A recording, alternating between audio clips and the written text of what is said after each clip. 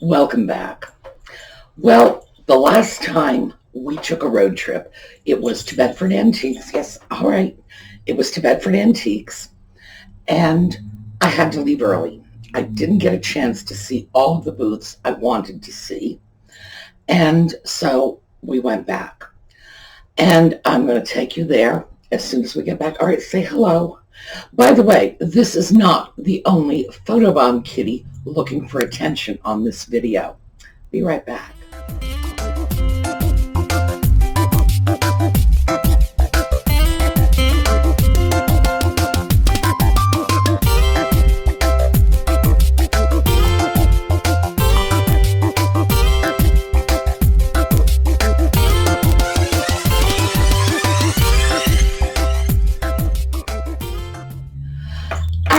How about we start with the other photobomb kitty? As I was walking to Bedford, I passed a building, had a ground floor window, and this is what accosted me. Okay, I'm on my way to Bedford Antiques, and I found a little girl who has decided she wants to play with me. This is too cute. So I thought I would share it with you. Is she adorable or what? She is just putting on a show. All right, baby girl, I'll catch up with you when I come back. Now, is she adorable or what? She was just scratching at the glass. I don't know if she was trying to get my attention or trying to get me to take her out of there. I do not know. She was just determined to get attention. I know. And now this one's jealous. Well, the first thing I did, and I'm going to take you in order, the first thing I did when I got there was I stopped by one of the booths that I really like to look through. Even if I don't find anything there, I always go in and take a look around. And here's why. All right, we're going to take a quick look around this booth because this is my kind of booth. Notice everything is clean, well organized. I don't have to fish around for what I'm looking for. And as we turn the corner here, a little tight, but other than that, I happen to notice this piece. Beautiful little beehive pieces. And take a look. This says either a chip or a defect on the creamer lip, and that's this right here, and the dealer pointed it out.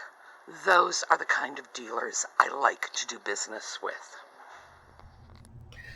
So, as you can see, clean, neat, well organized, a very conscientious dealer who points out any flaws they notice in a piece.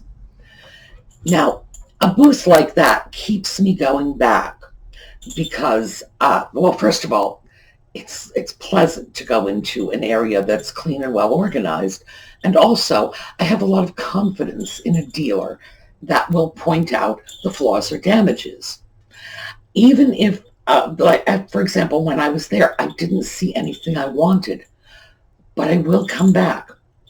And that dealer can be pretty well sure that eventually I'm going to find something I want. And if I do, I'm going to buy it with confidence.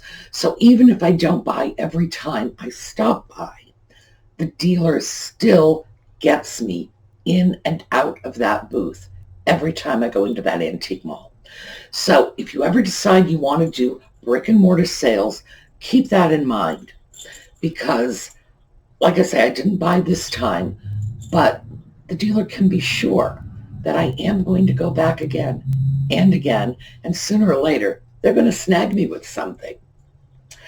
As I proceeded through Bedford, I remembered that the last time I was there, I got a comment. Or can I put you down now? No. All right, no. You amuse yourself, and I'll just do this. I got a comment about this. This was a collie dog that was in Paul's cabinet. So, collie dog. Here, take a look. Well, we are back at Paul's little china cabinet here, and the last time I was here and brought you guys with me, one of our viewers had said, "Ooh, collie dog." Well, "Ooh, collie dog" is only $5, so "Ooh, collie dog" is coming with me. All right, no, take it easy. The collie dog, the person who took an interest in the collie dog was our resident artist, Lisa. So that collie dog is just going to get packed up in a box. It's going to go to Lisa. I probably would not have purchased this dog left to my own devices. There are tiny nicks on this ear and on the little pup's ear. But since it's going to an artist and Lisa's going to be able to just flick a pen or a brush across those nicks and it's going to be fine, she's going to be happy with it. I have no concerns. Now, if I were to do that myself, just start doctoring the piece, if I were to sell it, I would have to disclose that, obviously, even if it's something as minor as just taking a marking pen, which, by the way, on a piece like this, a little nick like that, all you really have to do. You get yourself a black or a brown marker. I would use black here, and I would use a combination of brown and black here. Very, very easy to correct tiny little nicks and dings like that. Just marking pen, disclose. Always disclose. Make sure that people know when they are getting a repaired item. So, good information. As I wandered through again, and this is before I even picked up anything. Now, keep in mind, so far, it's the only thing I threw into my bag. I found something else, so let's take a look at that. Okay, came across something very interesting. We're broken, we're not. Geisha ware. We've got 4 saucers, 2 cups, plus 1 broken cup. But here's the interesting part. All right, can you see the mark? The mark says Nippon. Now, Nippon just means Japan in Japanese. Consequently, it can show up on a lot of things that were not coming out of the better factories in the early 20th century. I thought we'd just take an opportunity to, oh, come on, look at this. Even for geisha ware, this is pretty bad. So it just goes to show you that you cannot always rely on marks. You have to rely on your judgment, your common sense, your good eye. And your eye is going to tell you right away these are not the same quality, fine pieces that you ordinarily associate with that Nippon mark. Now, when we start to look at that, and by the way, I did pick up some geisha ware, not that geisha ware. That was broken geisha ware. And given the fact that I have a low opinion of the stuff going in, you know I'm not going to buy one of the handles off. But it was very interesting that it had the old Japan mark. And what that needs to tell us is you have to be super careful if you're going by marks only, because that Nippon mark ordinarily indicates A, antique, B, quality pieces. In this case, it was simply very old geisha ware that was broken. So it stayed behind. But it was good to know. And then the next thing that I ran across, and as I say, I'm doing this in order of my tour, was a really interesting pink picture. Here, take a look. We're just stopping to take a look at a piece that caught my eye. And this is a Belgian cream pitcher, $9. Very, very pretty little piece. The problem is that with a $9 price tag, if I bought it, I'd kind of have to price it very high just to cover my costs and fees. And I'm just not sure anybody wants it for that price. If I could have gotten it for a little less, Oh yes, I would think my buyers would love this. I come across pieces like that pink picture relatively frequently. Usually they're German-made, the same sort of thing. A large cream pitcher or milk pitcher. Usually they hold more of that. Here's a cream pitcher, and they are usually somewhat larger than this. So they're milk pitchers. Brightly painted, strong mid-century colors. I know they will sell. I know they'll resonate with people. But at $9, in order to sell that, I'm going to have to put at least $3 on it. That covers fees, that covers the box, the packing materials, etc. That's about my break-even point on a piece like that. And that's not even counting shipping. So in order to make any money at all, let's say I just want to even make $3 on it, I have to charge $15 for it. And then there's shipping. And if I'm going to do the shipping myself, if it's something that I want to absorb, suddenly it's gone up to $19 or $20. And that no longer makes it a very good deal for my buyers. So there were a lot of pieces like that I just have to leave behind. That was one of them. And it's frequent. It's very frequent that I see nice pieces reasonably priced. If I wanted that piece for myself, I would say fabulous deal. But it's a resale piece, no, the money is just not there. So let's take a look. Oh yes, the Eastlake piece coming up next. Well, what we have here is yet another teaching opportunity. Let's take a look at this piece. Alright, let's move in a little closer. Alright, we're looking at that detail, and it's got the spoon carving, the Gothic detail, the heavy molding, dark fumed looking oak, right? So, we're thinking Eastlake, yes, no, fake Eastlake. This is an Ethan Allen piece. Always be careful whenever you buy antique furniture, because a lot of styles have been reproduced over the years. All right. Now, here's how I know for a fact it's not Eastlake. There were a couple of telltale giveaways in the piece itself after I took a closer look, but here's how I knew for a fact. All right, by the way, how do we know this is Ethan Allen? Here's the back of the piece. Ethan Allen. Oops, not antique. So as you see, this is a modern Ethan Allen piece. It was designed to look like an older piece. Now, Ethan Allen is a good quality furniture manufacturer. So when they do a piece that's designed to be, well, it wasn't really designed to be a reproduction. It was probably designed to be in the style of Eastlake. Sometimes it can be really hard to tell. You have to do your homework. You have to check the back. You have to look for marks. You look at the hardware. You look at the dovetailing of the drawer joints, all kinds of things like that. But that one, the thing that took me in was Ethan Allen got that exact old oak fumed. That, by the way, that's how they got that particular dark brown color on the oak. They fumed it with ammonia.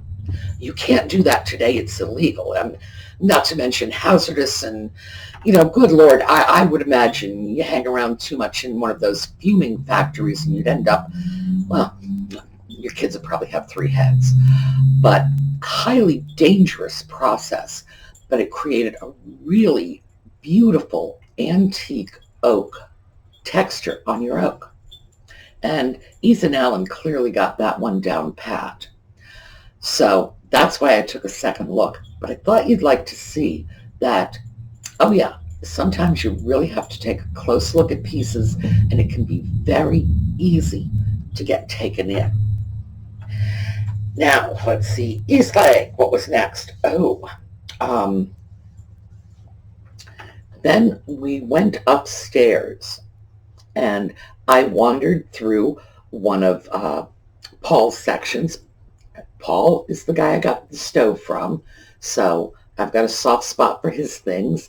And for those of you who remember when Jeffrey from Real Nifty Vintage went off antique shopping with Jocelyn, he got this incredible Art Deco lamp. That was one of Paul's pieces too.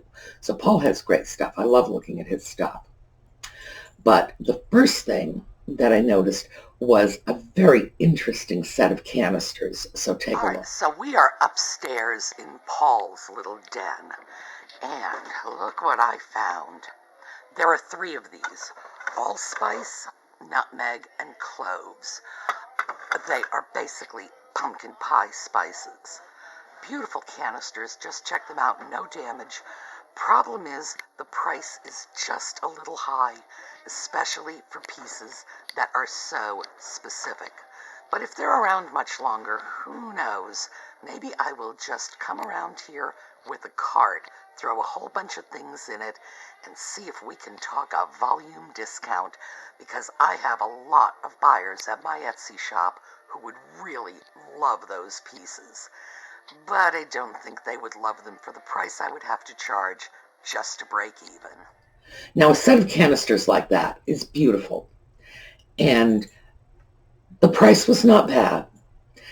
If it had not been the pumpkin pie spices, what was it, cloves, allspice, nutmeg, if it had been something like salt, pepper, sugar, I would have grabbed them.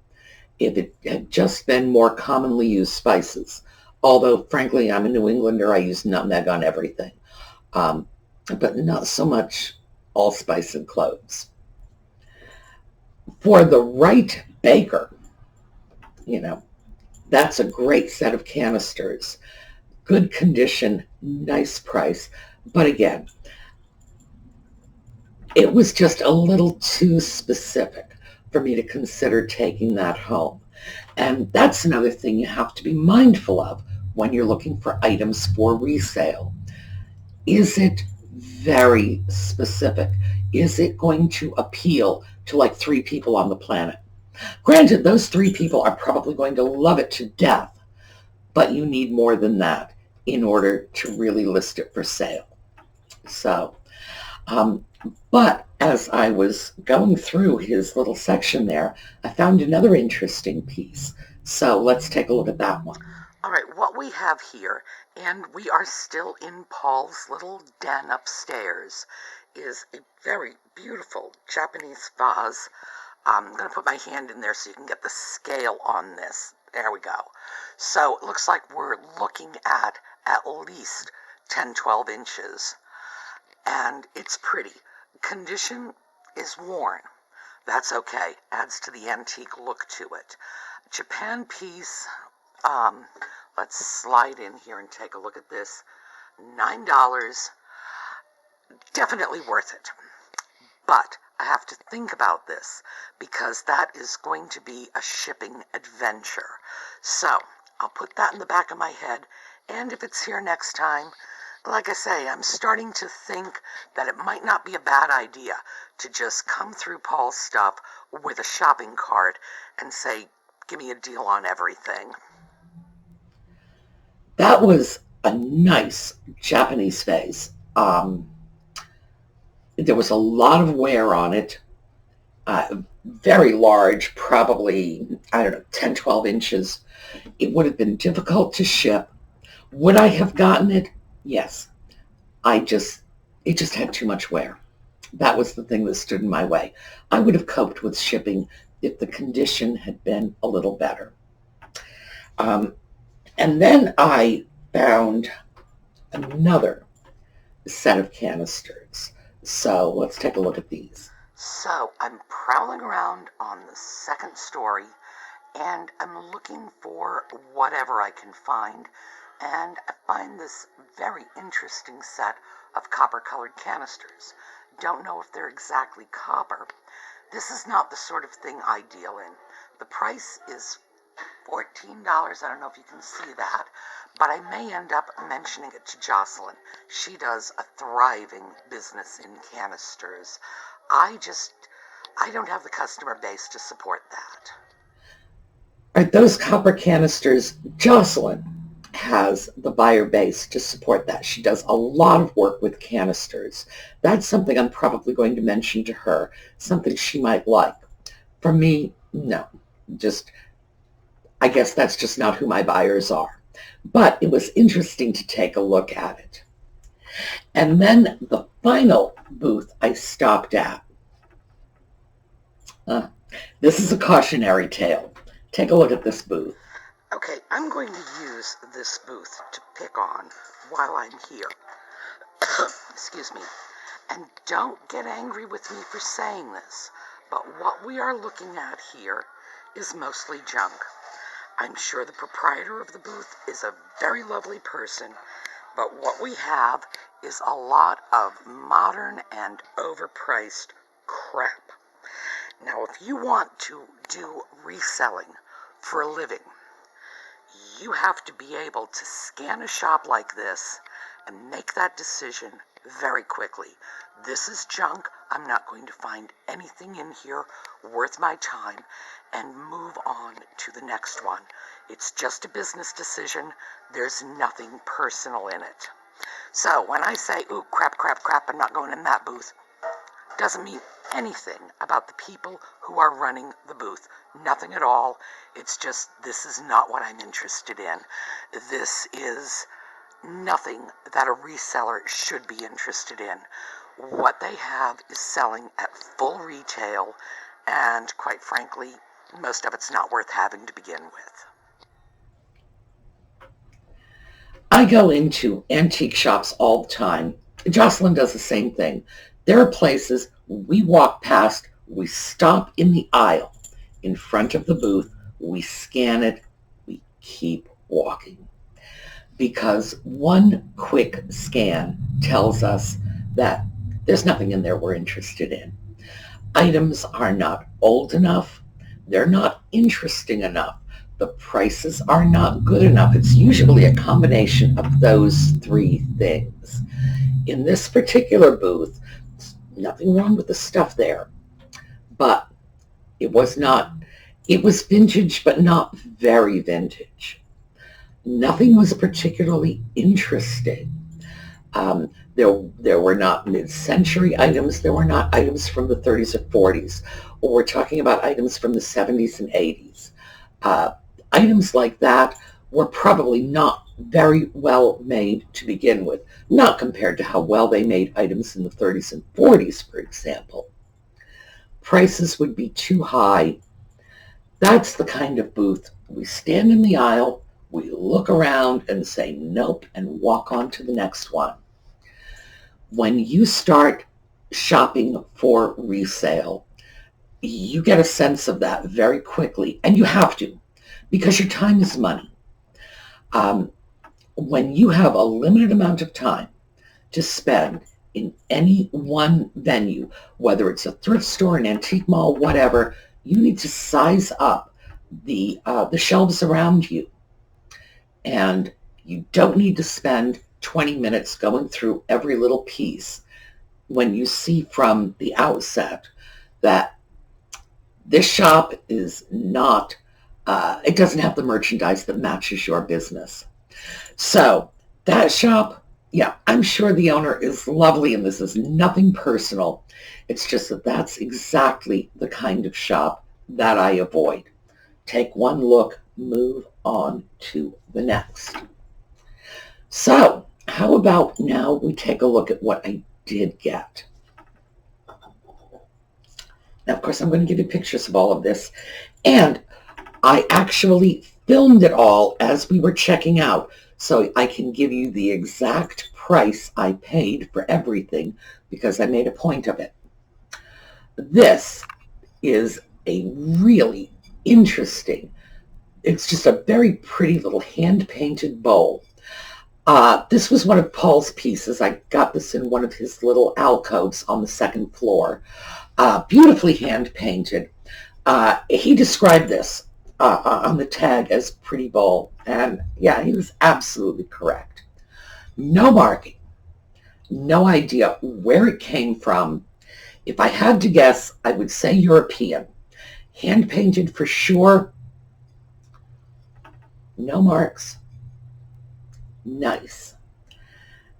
And it was not expensive. I believe this pretty bowl was like $2. So obviously it's coming home with me. And again, you'll see, because I took a look at this when I checked out. My total cost on what I bought was, by the way, $40. I got 10 pieces, so it's an average of $4 a piece. Most of the items were under $5.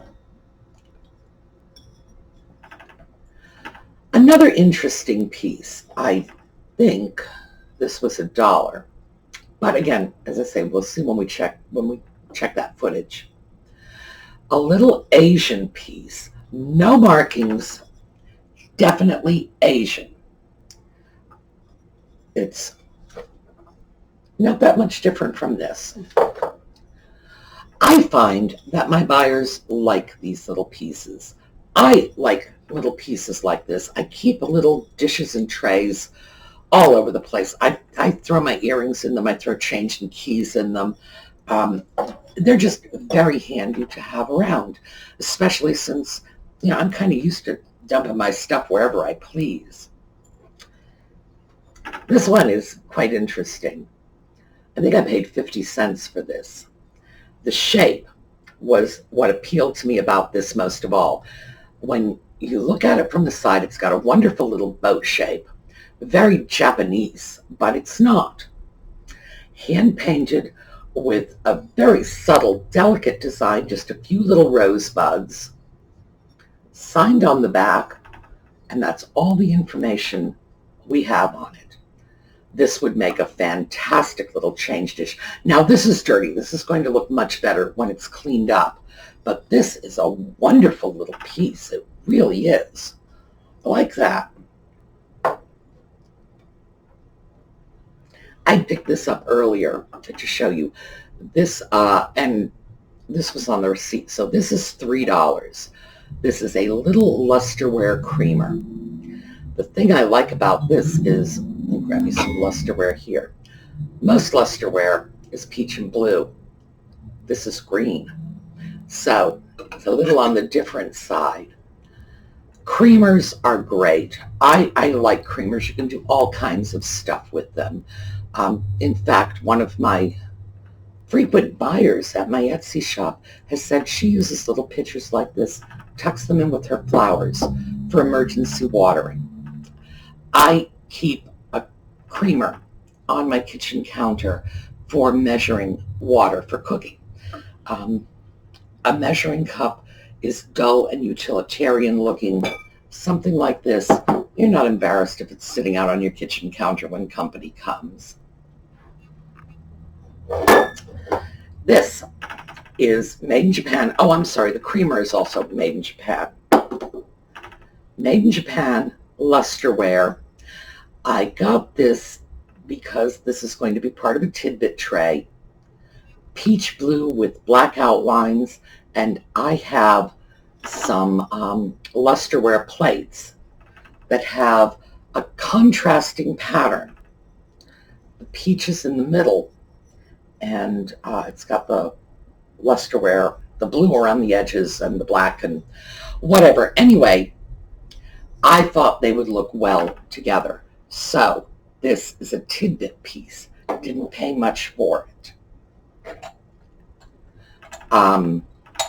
Another Japanese piece, a mustard pot.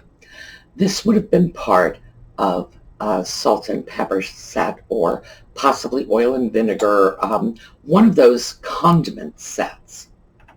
White and peach, very inexpensive. This is a piece I'm going to set aside because I come across condiment sets that are missing pieces. They're missing, they'll be missing the salt and pepper shakers, they'll be missing the caddies, they'll be missing the little pots. And that will probably come in handy. Oh, here. Condiment set. Very pretty piece. Chinese, relatively modern. This is not old Chinese. It's vintage Chinese, but not old. Just extremely pretty pieces. The salt and the pepper. And here's what I am assuming is a little relish bowl and a matching spoon. Lusterware, very nice. I will not have the least bit of difficulty unloading that. That will sit in my Etsy shop and sell itself. So,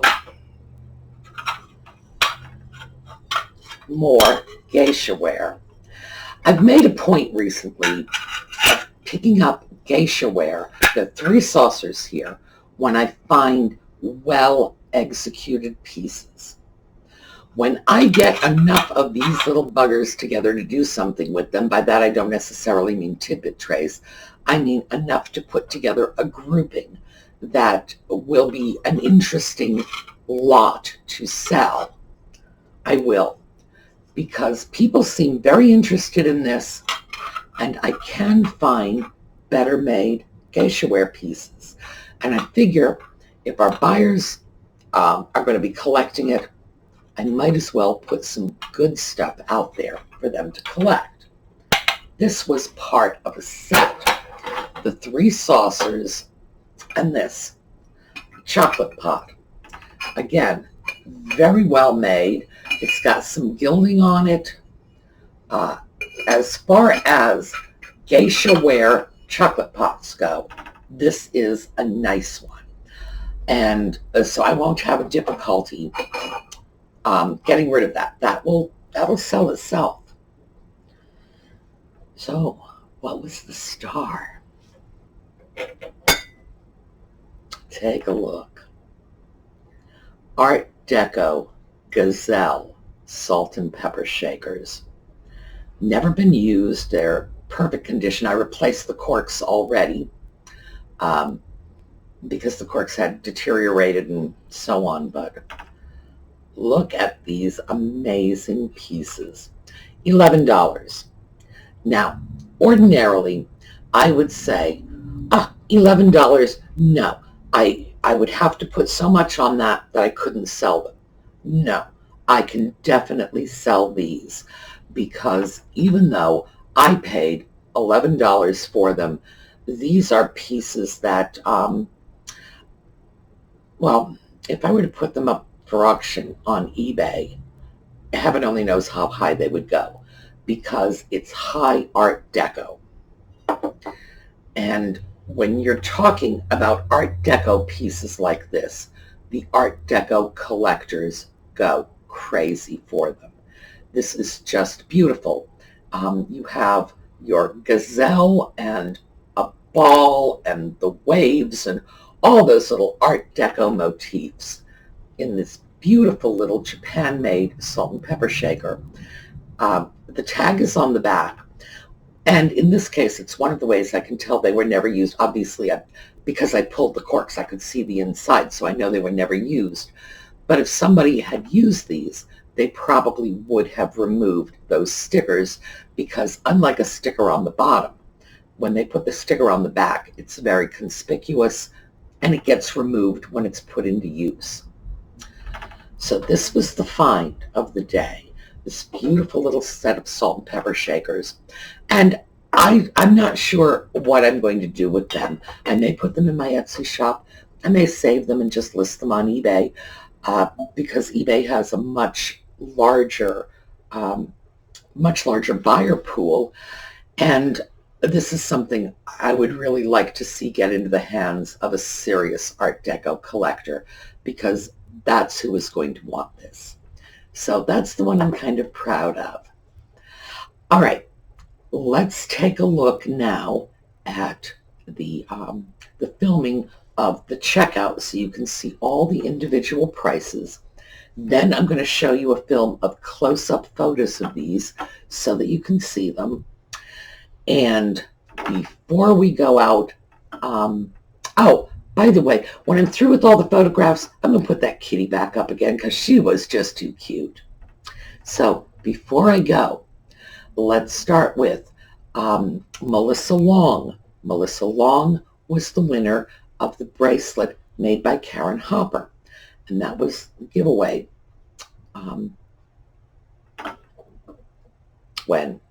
Giveaway a while ago. All right. And then we had Lori C., who was the winner of the soap and soap dish from Dinky Loves. This is the last week to get in touch and claim the prize. If I do not hear from you this weekend, next week, we're just going to announce some new winners, and I hate to do it, but the giveaways are backing up, so I had really hoped to be on our second batch of giveaways at this point. So please do get in touch. Otherwise, we're going to choose some new winners. Meantime, take care. I will see you all tomorrow. Okay, we've got $3 here. The creamer is, what are we looking at? $3. This plate, $2. We already discussed the collie. Collie is $5. Pretty little plate here. Here we go. There you go. Pretty little bowl. $2. We have this set. $9, 4 pieces. This, which is just really adorable, $1. These $11 for the set. Star of the show. Take a look at that. And those are like elands or blessbox or some kind of antelope creature that we don't have here. Wow, totally deco. Here we go, 50 cents. Beautiful dish, hand painted. We've got an artist's signature. And geisha ware. Plates, $6. And that includes the chocolate pot, which I believe they are calling a teapot. Who cares? We're happy.